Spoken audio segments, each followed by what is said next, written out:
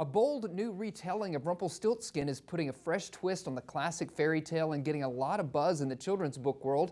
The author and illustrator behind it join us now to talk about bringing this familiar story to a new generation. Welcome. Thank you so much for joining me. Thanks for having us. Thanks for having us. Certainly.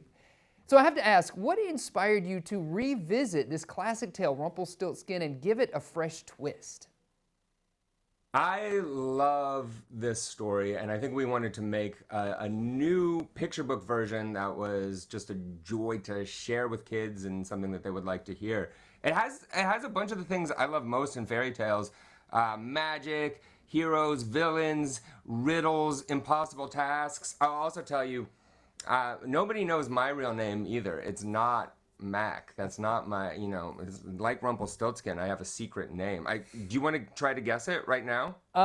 Sure. Is it Michael? Nope, it's not Michael. Great guess. This close. I have a feeling it's something wildly different than Mac, though, right? So I love that you vibe with the titular character in that way. That's really nice.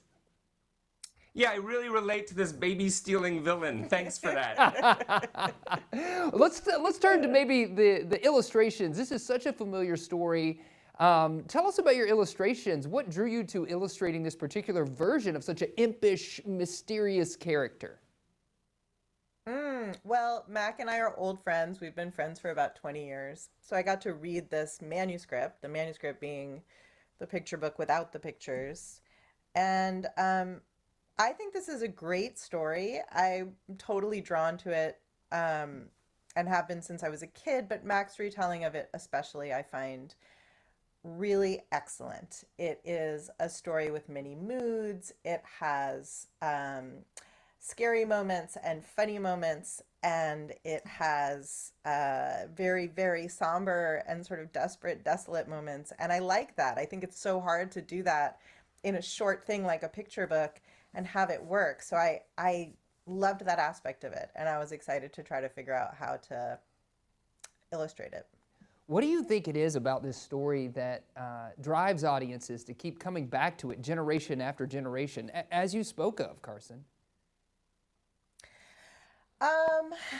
I think that this story is just a great tale. You know, it's kind of a revenge tale. It's got a lot of villains in it.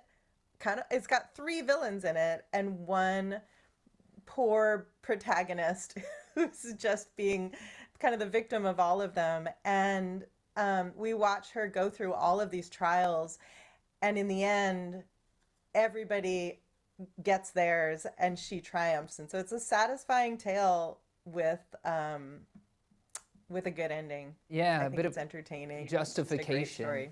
Yeah, certainly. Yeah. Why do fairy tales, just in general, why do fairy tales matter for kiddos today, and what role do they play in a child's development? I think if we want kids to read, if we want them to love books, we have to tell them good stories.